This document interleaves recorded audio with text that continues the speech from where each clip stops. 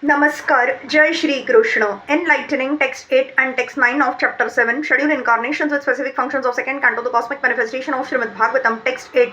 Vidhaha sapat niudi tapat tri bhiranti radnyo balo api sannu pagat stapase vanani tasma adad dhruva gatim grunate prasanno divyah stuvanti munayo yadu paryadha stat.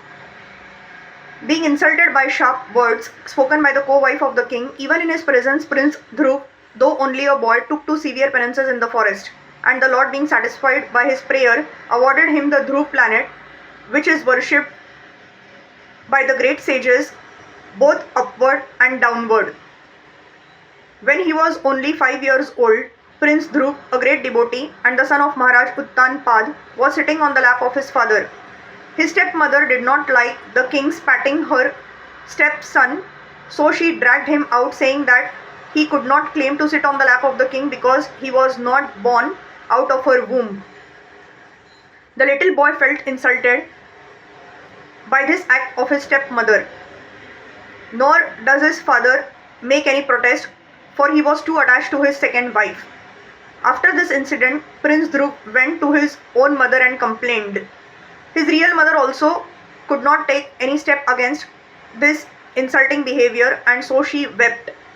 The boy inquired from his mother how he could sit on the royal throne of his father, and the poor queen replied that only the Lord could help him. The boy inquired where the Lord could be seen, and the queen replied that it is said that the Lord is sometimes seen by great sages in the dense forest. The child prince decided to go into the forest to perform severe penances in order to achieve his objective. Prince Dhruv performed a stringent type of penance under the instruction of his spiritual master Shri Narad Muni, who was specifically deputed for this purpose by the personality of Godhead. Prince Dhruv was initiated by Narad into chanting the hymn composed of 18 letters, namely Om Namo Bhagavate Vasudevaya. And Lord Vasudeva incarnated himself as Prushni Garbha, the personality of Godhead, with 4 hands, and awarded the prince a specific planet above the 7 stars. Prince Dhruv, after achieving success in his undertakings, saw the Lord face to face, and he was satisfied that all his needs were fulfilled.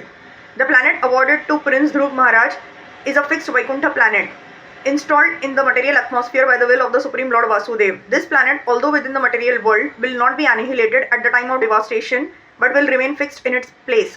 And because it is a Vaikuntha planet, never to be annihilated, it is worshipped even by the denizens of the 7 stars situated below the Dhruv planet, as well as by the planets which are even above the Dhruv planet.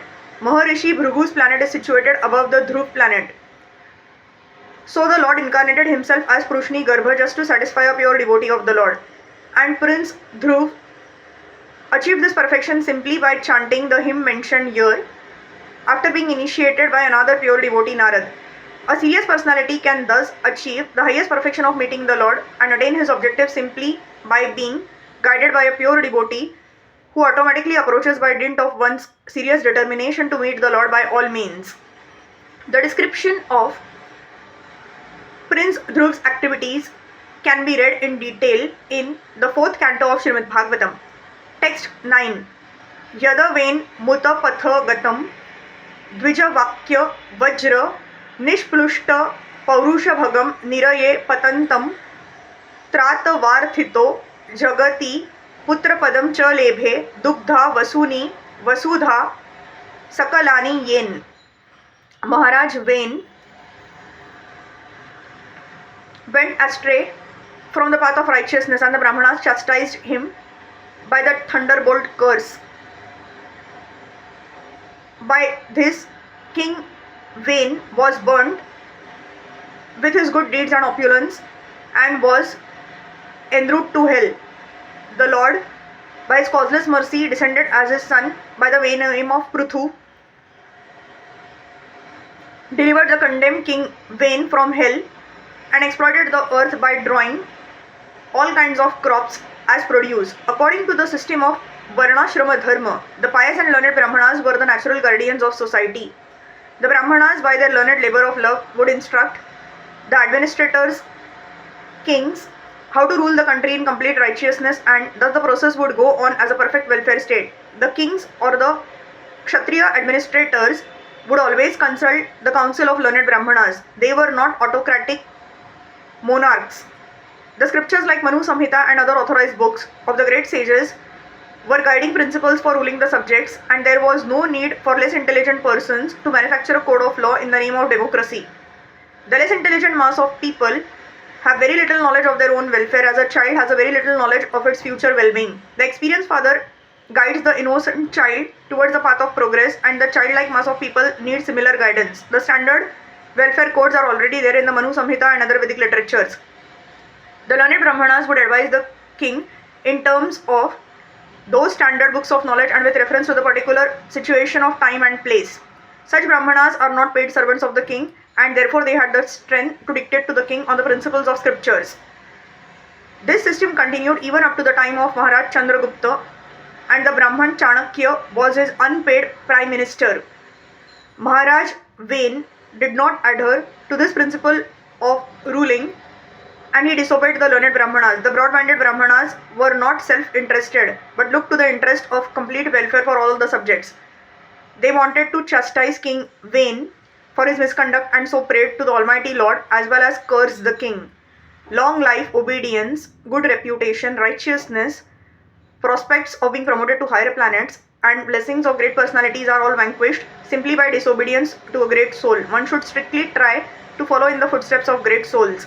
Maharaj Vain became a king undoubtedly due to his past deeds of righteousness, but because he willfully neglected the great souls, he was punished by the loss of all the given mentioned acquisitions. In the Vaman Puran, the history of Maharaj Vain and his degradation are fully described. When Maharaj Prithu heard about the hellish condition of his father Vain, who suffered from leprosy in the family of a Mleccha, he at once brought the former king of Kurukshetra for his purification and relieved him of all sufferings.